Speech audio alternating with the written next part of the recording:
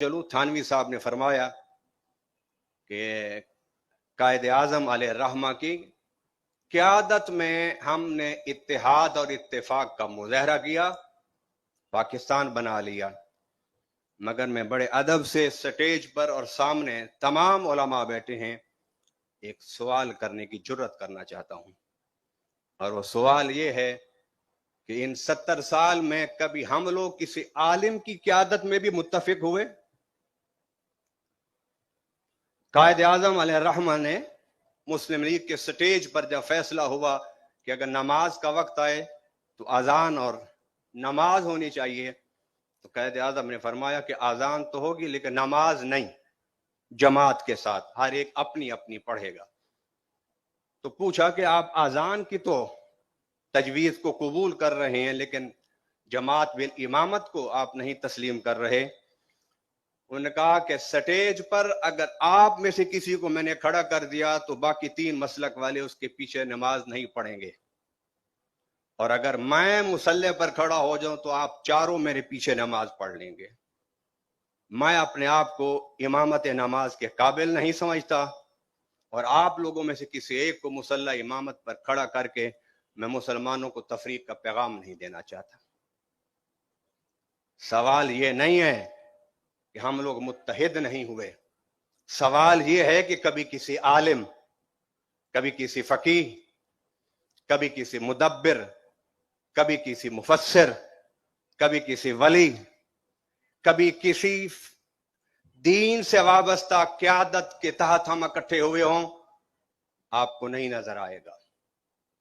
लिहाजा आगा जवाद नकवी साहब की इस फिक्र अंगेज नशिस्त में मैं अपनी कम मायगी के बावजूद ये कहना चाहता हूं कि आगे बढ़िए, सोचिए कि हम पाकिस्तान में निफाज इस्लाम और पूरी दुनिया में उम्मत मुस्लिमा के मफादात के तहफ़्फ़ुज़ के लिए सेकुलर क़यादतों के झंडे तले तो जमा होते रहे, मगर आज रास्ता निकालिए कि हम किस तरह एक नेक और साले आलिम दीन, खा वो किसी भी मसलक से ताल्लुक रखता हो, क्या हमारे दिल गुर्दा है कि हम उसकी क़यादत के तले जमा हो कि इस्लाम के निफाज की कोशिश का आगाज कर सकें? सोचना तो इसको है, उसको नहीं सोचना, वो माजी है आपका, गुजर गया। आइए मैं बात को समेटना चाहता हूं। शायद मेरी ये गुफ्तगू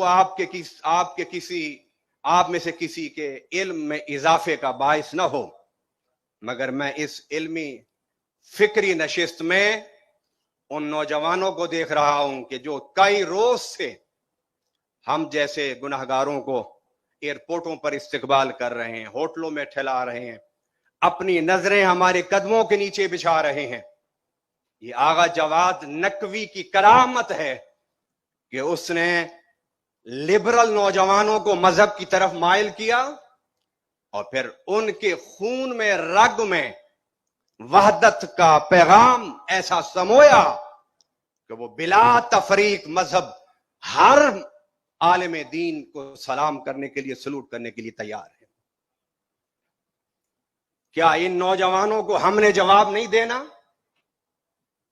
पाकिस्तान बना ला इलाहा इल्लल्लाह मोहम्मद रसूलुल्लाह के नाम पर, क्यों नहीं निजाम आया आज तक?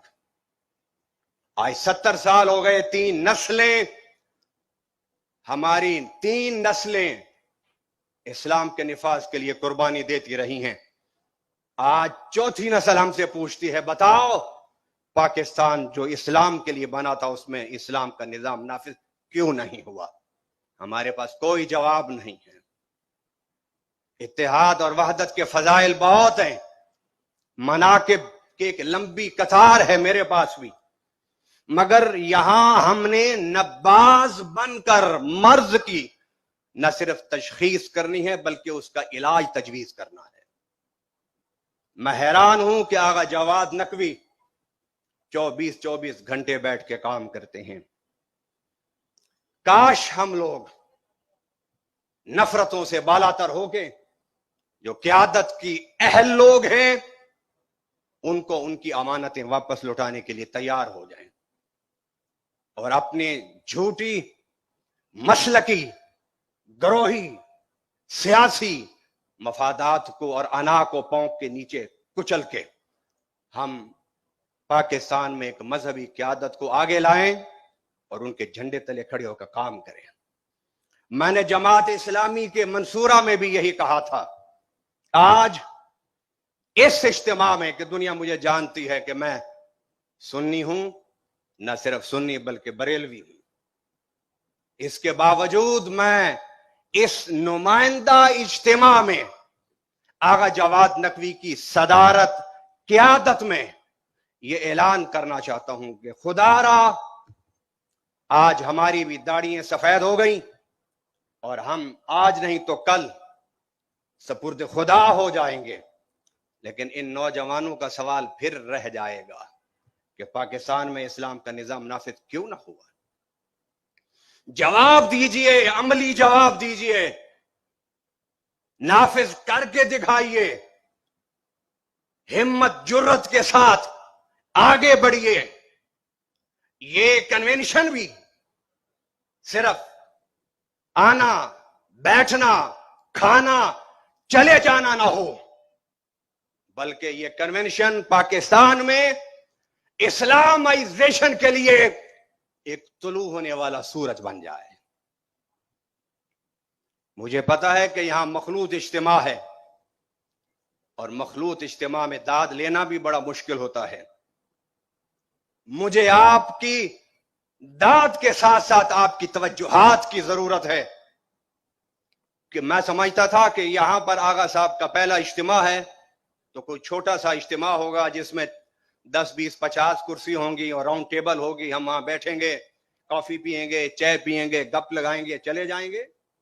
मगर मैंने जब दरवाजे पर आया तो यकीन कीजिए मेरी हैरत के इंतहा न रही और मुझे वो आयत याद आई, इन्नल्लज़ीना क़ालू रब्बुनल्लाह सुम्मा इस्तक़ामू ततनज़्ज़लु अलैहिमुल मलाइका। अरे मलाइका आज भी उतर सकते हैं मगर तुम बदर बर्पा करने के इरादे तो करो। आज भी बदर बर्पा हो सकता है। आइए मैं अपनी दिल सोजियों के साथ एक बात और करना चाहता हूं। वो बात यह है कि इफ्तिराक एक मर्ज है और वो मर्ज जब ज्यादा वक्त गुजर जाए तो वो फिर कैंसर बन जाता है। आज फिरका परस्ती पाकिस्तान में बीमारी नहीं है बल्कि मुहलिक बीमारी है जिसे कैंसर कहते हैं। आज तो टेस्ट वगैरह बता देते हैं कि ये कैंसर की बीमारी है, वरना पहले क्या होता था कैंसर के मरीजों के साथ? कैंसर के मरीज ने कहा जी मेरे सर में दर्द है तो उसे पैनाडोल दे देते थे। कैंसर का मरीज अगर कहता था कि मुझे नींद नहीं आती तो उसे नींद की दवाई दे देते थे। कैंसर का मरीज कहता कि मुझे भूख नहीं लगती तो मुझे भूख की गोलियां दे देते थे। कैंसर का मरीज कहता था कि मेरी टांगों में दर्द है तो उसकी मालिश कर देते थे। आज हम डायग्नोज कर चुके हैं कि उम्मत मुस्लिमा के जिस्म को तफरीका जो है वो कैंसर की शक्ल इख्तियार कर गया है। अब इस कैंसर को मिटाने के लिए मरहम पट्टी नहीं रखनी होगी, पैनाडॉल से इलाज नहीं होगा, पेन किलर नहीं देने होंगे, टांगों की जैतून के तेल से मालिश नहीं करनी होगी, कैंसर के फोड़े को काटना होगा। जब तक हम सारे मिलकर उम्मत मुस्लिमा के जिस्म पर इस बनने वाले फिरका परस्ती के कैंसर को काटने का इरादा नहीं करते, इन छोटी छोटी दवाइयों के इलाज से कभी फिरका वारियत खत्म नहीं हो सकती। मेरे भाई खड़े हो गए, रेड लाइट है और हमारे सारे मुकर्ररीन रेड लाइट को देखने के बाद उन्होंने परवाह किए बगैर अपनी ट्रैफिक को जारी रखा, इसलिए कि हम तो वो कौम है कि खतरात से लड़ने वाली और टकरने वाली है। मैं बस अपनी बात को समेटना चाहता हूं और 7 शरीफ के जिन बुजुर्गों ने बात की है कि ईमान एक हद तक इंसान को खड़ा रखता है, اس کے بعد آلات حرب کی ضرورت ہوتی ہے. بدر میں ایمان لے گیا تھا صحابہ کو حضور کی قیادت میں، مگر آلات حرب دونوں طرف ایک جیسے تھے. کافروں کے پاس بھی تلوار تھی، ادھر بھی تلوار تھی، ادھر بھی نیزہ تھا، ادھر بھی نیزہ تھا، ادھر بھی بھالا تھا، ادھر بھی بھالا تھا. تعداد میں فرق تھا، ادھر بھی گھوڑے ادھر بھی گھوڑے، ادھر بھی اونٹ ادھر بھی اونٹ. مگر کافروں کو شکست دینے کے لیے جہاں ایمان کی طاقت سے ملائکہ اترے، وہاں صحابہ کی تلواروں نے، نیزوں نے، بھالوں نے کافروں کے جسموں کو کاٹ کے رکھ دیا. میں پیر صاحب کی بات کی تائید کرتا ہوں کہ اگر ہمارے پاس ایٹم بم نہ ہوتا تو ہم سے 50 گنا بڑی طاقت ہمارے سامنے بے بس نہ ہوتی. وہ تسبیحوں سے، داڑیوں سے، دستاروں سے، جو ایک مقدس شعار ہے ہمارا، اور نمازوں سے کبھی کوئی دشمن مروب نہیں ہوتا. قرآن میں اللہ نے فرمایا ہے وَأَعِدُّوا لَهُمْ مَا اسْتَطَعْتُم مِّن قُوَّةٍ وَمِن رِّبَاطِ الْخَيْلِ تُرْهِبُونَ بِهِ عَدُوَّ اللَّهِ وَعَدُوَّكُمْ، کہ تمہیں گھوڑے تیار کرنے ہوں گے، تمہیں بھالے تیار کرنے ہوں گے، تمہیں آلات حرب تیار کرنے ہوں گے، گھوڑوں کی ٹانگوں کو صاف کرنا ہوگا تاکہ دشمن کو پتا چلے کہ مسلمان نہ سویا ہوا ہے نہ غافل ہے.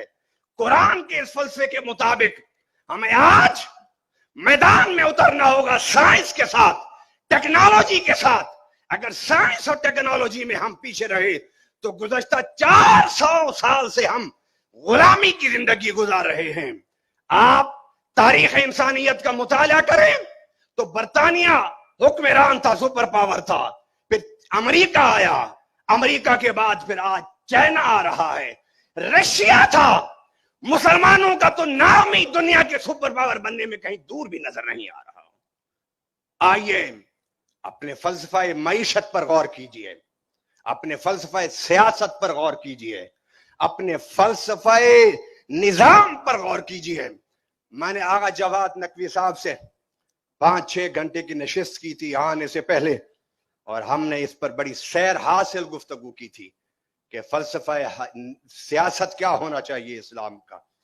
میں آخری بات یہ کرنا چاہتا ہوں کہ ہمیں درس نظامی پڑھانے کے ساتھ ساتھ جدید تعلیم کافی نہیں ہے، اس سے آگے بڑھ کر ریسرچ لائبریریز بنانی ہوگی، ریسرچ لیبارٹریز بنانی ہوں گی، تجربات کرنے ہوں گے، ریورس انجینئرنگ کی طرف آنا ہوگا.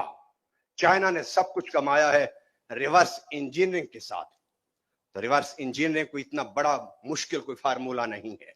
ہمیں ادھر آنا ہوگا. اور یہ جو سائنس ہے، ٹیکنالوجی ہے، قرآن نے اسے کائنات کی تسخیر سے تعبیر کیا ہے.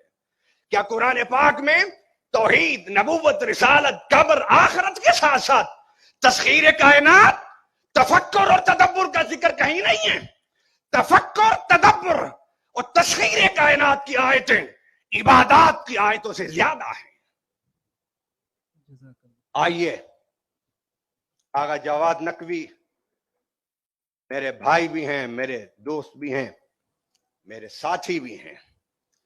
مجھے انہوں نے میرے مرکز میں آ کر بتایا تھا کہ آپ عروۃ الوثقی میں سب سے پہلے اہل سنت میں وہ عالم ہیں کہ جنہوں نے آ کے تقریر کی. میرے لیے ان کا یہ جملہ بڑے اعزاز کی بات ہے. یہ اکیلے چلے تھے، آج قافلہ بن گیا. آؤ وقت ضائع نہ کرو. موسم بہار میں بیج لگانا ہوتا ہے، تب پھول کھلتے ہیں. ہم 70 بہاروں کو مٹا چکے ہیں، ضائع کر چکے ہیں. آج بہار آغا جواد نقوی کی شکل میں آئی ہے. مت ضائع کرو اسے. اپنی توانائیوں کا بیج اس بہار کے موسم میں لگائیے. اللہ کا نظام فطرت آپ کو پھل بھی دے گا، آپ کو پھول بھی دے گا. وما علینا الا البلاغ.